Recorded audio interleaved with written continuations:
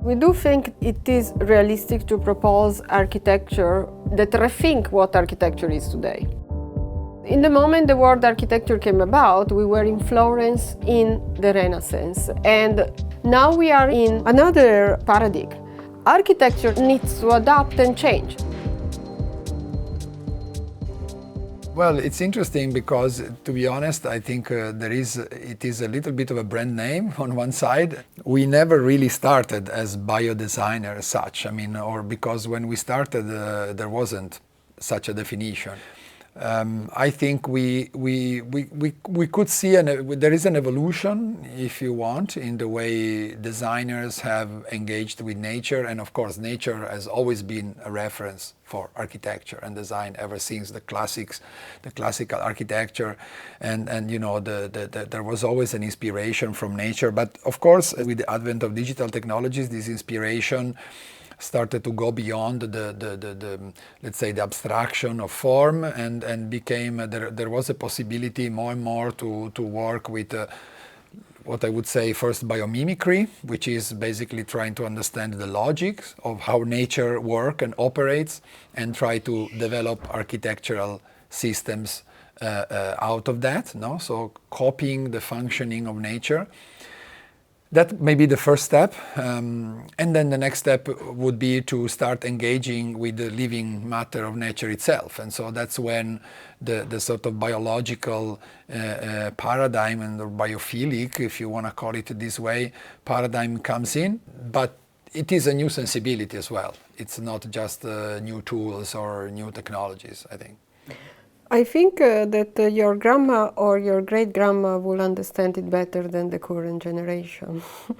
That's my answer on what biodesign is. In short, this is because I think biodesign connects to what somebody called the fourth industrial revolution, where production and technology is again embedded in society, and we are all again more fluidly able to produce, cultivate, garden in our city. And this is what was happening in the pre-industrial time, where people had a know-how of how to grow, know-how about the weather, know-how about the material pattern. And this was shaping city in a bottom-up manner. If you look at medieval city, they seem to have a coherent morphology. This is due to the fact that they have a morphogenesis. They were built by people that were growing in symbiosis with their environment. And we have lost that in the first industrial revolution, where everybody started to inhabit and consume what was constructed and master planned from the top down. What we propose through a biodesign paradigm is that we re-embed production in our daily life, gardening in our daily life, production not only of food, but also production of energy, and therefore remetabolization of some of the pollutants. Something that we consider negative can be a resource if we look at it in a different manner. And this everybody can understand in his daily life, not because it's been read in a book, but simply because it interacts with it and develop new material practice and a different type of life that is less about work and pleasure, but more about a complex system that transforms the planet on the go.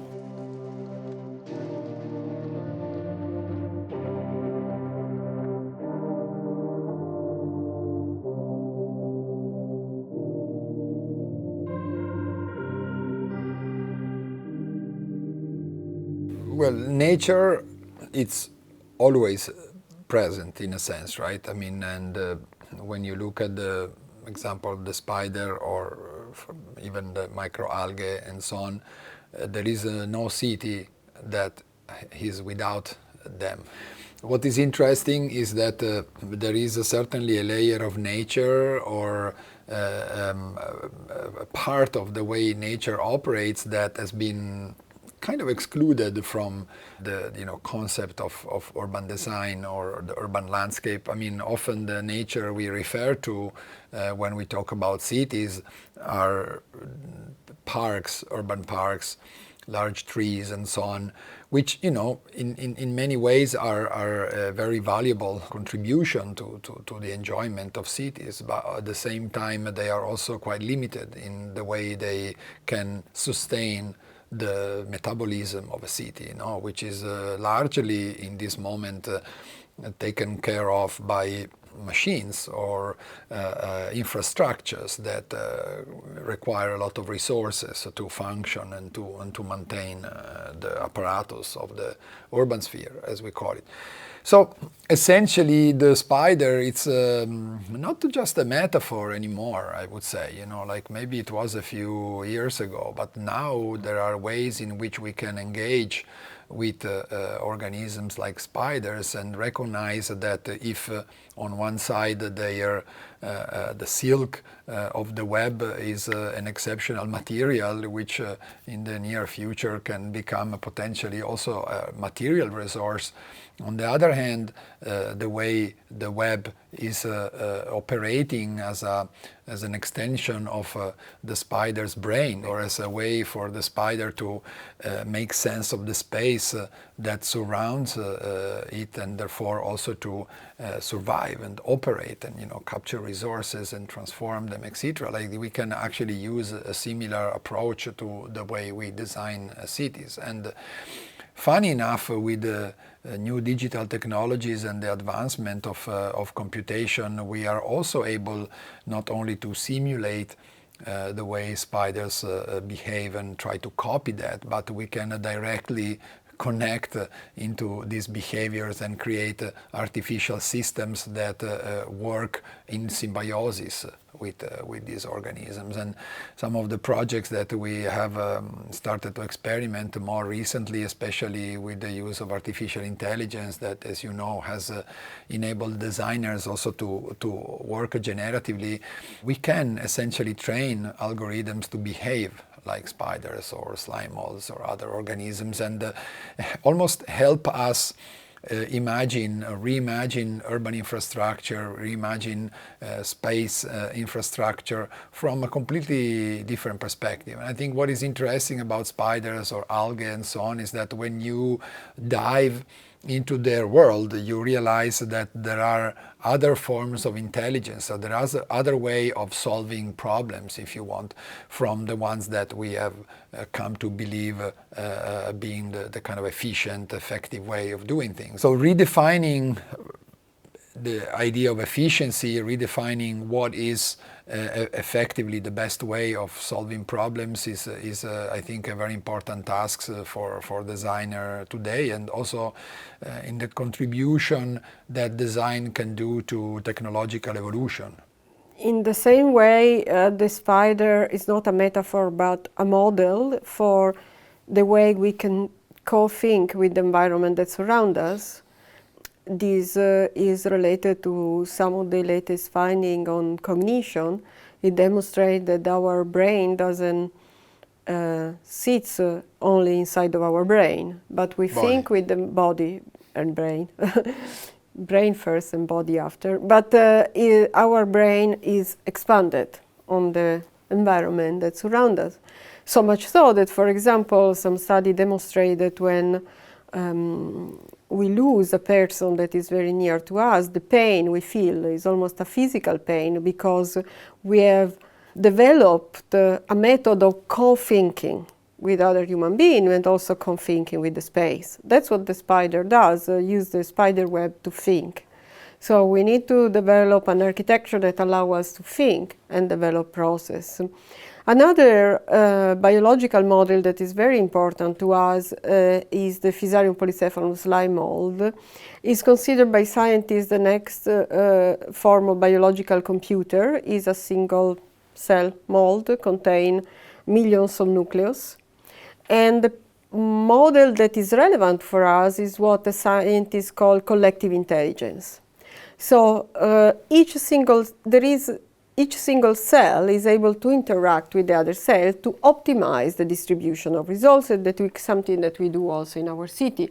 So the fact that we work in a transcalar manner, so with a product, and then we run simulation on how this product or this punctual intervention have an effect on a planetary system, on a territorial system, on the urban scale, so at very much larger scale, is related to the fact that we are working on an architecture that doesn't recognize the traditional scale of architecture, but rather looks at collective intelligence. So if we integrate, for example, unit of cultivation of microalgae in the home, in the offices, in the school, and each individual, let's say, is able to cultivate, produce energy, produce food, remetabolize pollutant, in the moment we are millions of individuals and all of us collectively work with its own garden, but also share knowledge with other gardeners, create intermediate groups. We have a society that is able to transform the materiality as well as the ecology of the city from the bottom up. So that's the reason why we work with very small objects that can have, for us, a planetary relevance, and that can be also simulated, because in the moment there are multiple of these gardens. They don't need to be all the same. Actually, they will not be all the same because they change from microclimate. But we have multiple of these units. We are able to transform the overall planet, both morphologically, that in terms of process and ecology. So we do think it is realistic to propose architecture that rethink what architecture is today. Because in the moment the word architecture came about, we were in Florence in the Renaissance, and the relationship between the urban sphere and the biosphere was totally different. Wilderness was really wild, and architecture as a skin that protects the human from the environment had to protect. Now we are in the opposite paradigm. The urban sphere is very strong and the biosphere is very weak. So architecture as an interface needs to adapt and change. It's not a fortress anymore framed by the perspective view. It's an interface that needs to be more permeable, dynamic, and sensitive, to be able to allow a continuous relationship between the human and the biosphere, between the urban sphere and the biosphere.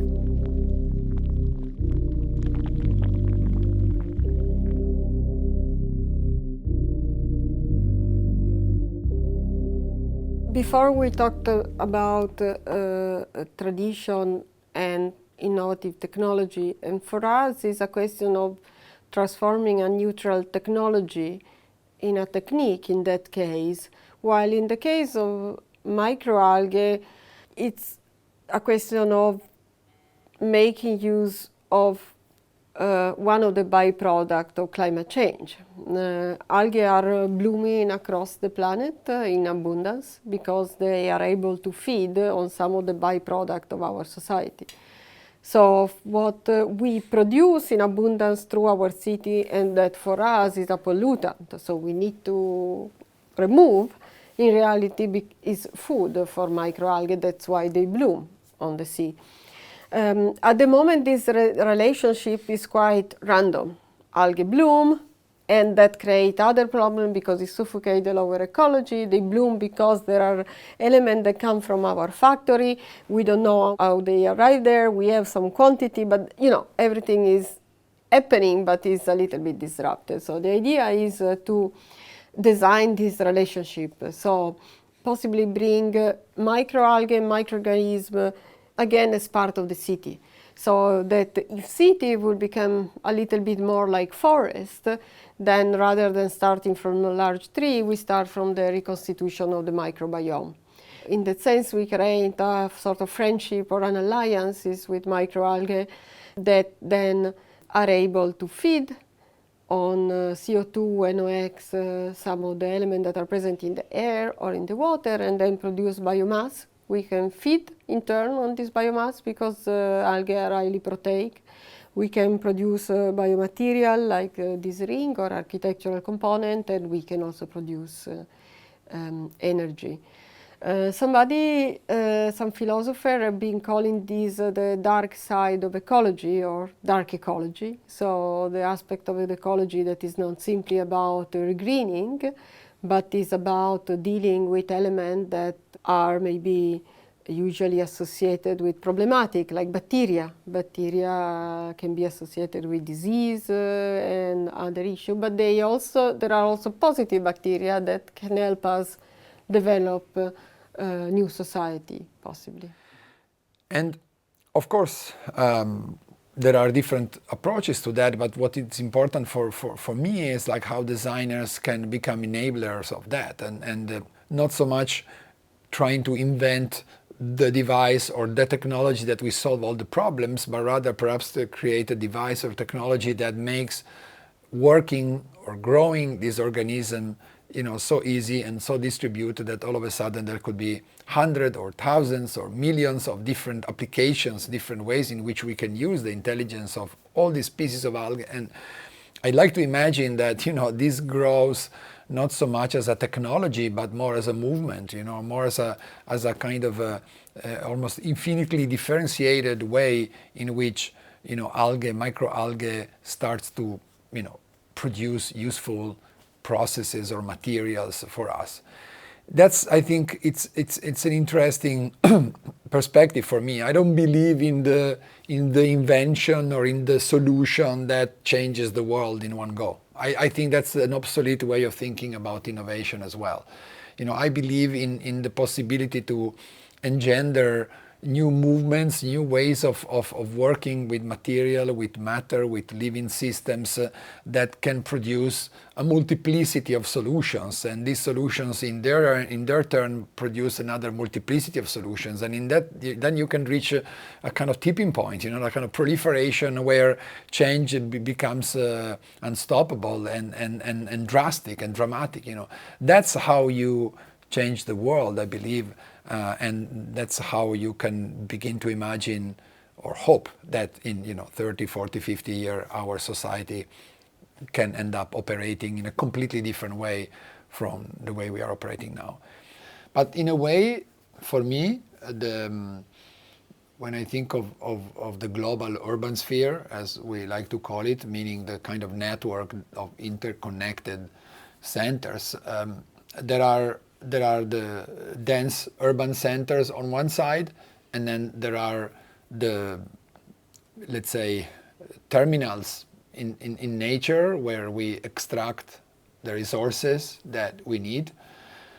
And let's say these two nodes are what for me it's more interesting to work on. And then if I have to project that into a vision of the future, I would imagine that the population of the world should concentrate of living in these two nodes, and these two nodes should be pushed more and more, one in the direction of creating high, let's say, density of population, but also density of interaction with other species, which is what is already happening. If you look in a city like London, the population of foxes or wild parrots, it's exploded. It's incredible, and you have constant interaction with these animals that you wouldn't have anywhere else in the countryside. Whereas at the opposite end, in these terminals where we extract our resources from the landscape, and at the moment these are typically very brutal extraction sites, we need to try to re-engineer these in places where we learn how to live in the wild.